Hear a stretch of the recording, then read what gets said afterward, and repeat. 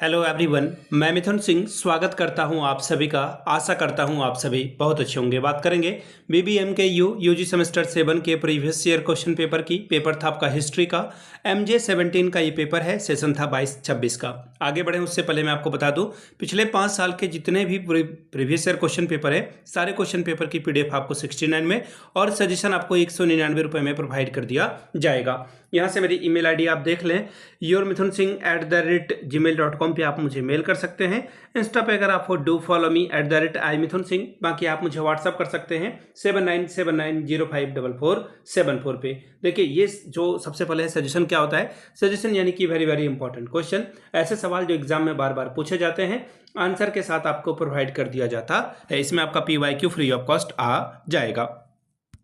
अब यहाँ से देखिए, चलिए हम लोग सीधे चलते हैं पेपर नंबर 17 की ओर। हिस्ट्री का ये 17 का ये पेपर है।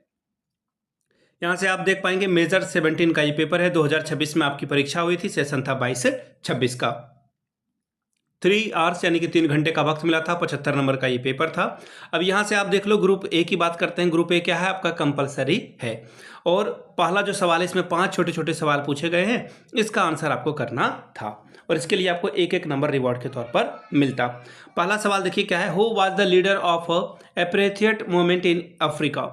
अफ्रीका में रंगभेद आंदोलन के नेता कौन थे? हम सभी को पता है नेल्सन मंडेला, और इन्होंने काफ़ी काम किया है। इनको अफ्रीका का गांधी भी कहा जाता है। Nelson Mandela is the right answer. ठीक है। अब देखिए, रंगभेद के खिलाफ यानी कि कोई तुम काला हो मैं गोरा हूँ, ये भावना जो है अंग्रेजों में बहुत ज़्यादा सुपरमेसी थी। इसको उन्होंने जो है कम किया और 27 साल तक ये जेल में रहे थे। ये ध्यान में रखिएगा। और 1993 में 1993 में जो है इनको जब चुनाव हुआ साउथ अफ्रीका में, तो ये पहले अश्वेत राष्ट्रपति वहाँ के बने। और 1994 में, ठीक है, ये ध्यान में रखिएगा। और 1993 में इनको शांति का यानी कि पीस प्राइज नोबेल भी मिल चुका है। 93 में नोबेल प्राइज जीता, 94 में राष्ट्रपति बन गए। चलिए अगला सवाल देखिए क्या है, when was the WTO established?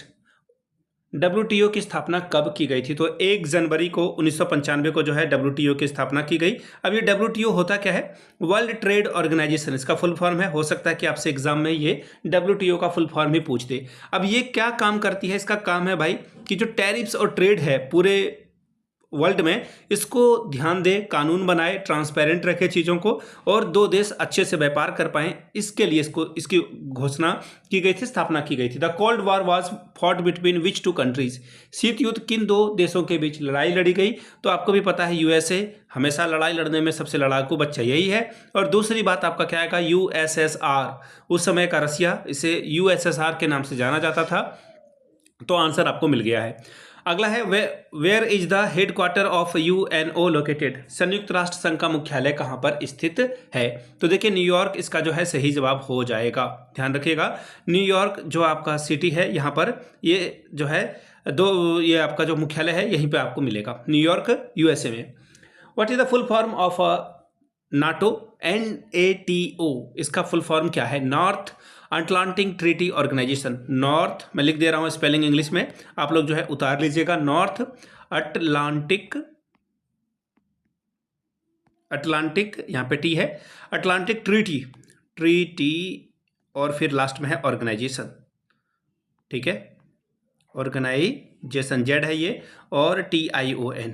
ठीक है जी। चलिए अगला सवाल है, शॉर्ट नोट्स आपको लिखना है ऑयल पॉलिटिक्स पे, तेल की राजनीति पे। इस पे एक बहुत बड़ा मीम चलता है जियो पॉलिटिक्स वाले पेज में कि मेरे कढ़ाई में गलती से ज़्यादा तेल पड़ गया, कहीं अमेरिका ना आ जाए मेरे किचन में। ठीक है, इसका संदर्भ आप नीचे कमेंट करके बताइएगा। अगला सवाल है, संचार क्रांति कम्युनिकेशन रिवोल्यूशन के बारे में बताएं। ग्रुप B की बात करते हैं।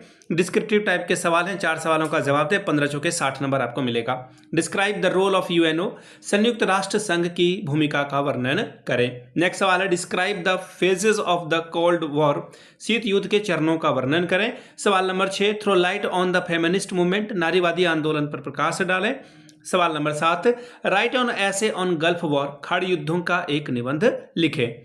नेक्स्ट सवाल है explain the course and the effect of a globalisation, वैश्वीकरण के कारण और प्रभाव का वर्णन करें। सवाल number 9, how nuclear weapon affected political relation, explain, परमाणु हथियारों ने राजनीतिक संबंधों को कैसे प्रभावित किया, वर्णन करके बताएं। तो ये था आपका मेजर 17 का क्वेश्चन पेपर। अगर आपको पिछले 5 साल का PYQ चाहिए तो ये आपको 69 में और सजेशन आपको 199 में प्रोवाइड कर दिया जाएगा। यहाँ से मेरी ईमेल आईडी आप देख लें, yourmithunsingh@gmail.com पे आप मुझे मेल कर सकते हैं। इंस्टा पे अगर आप हो डू फॉलो मी @imithunsingh। बाकी आप मुझे व्हाट्सअप कर सकते हैं 7979054474 पे। वीडियो को आपने यहाँ तक देखा, प्यार दिया, इसके लिए आप सभी का बहुत बहुत शुक्रिया। Have a good day.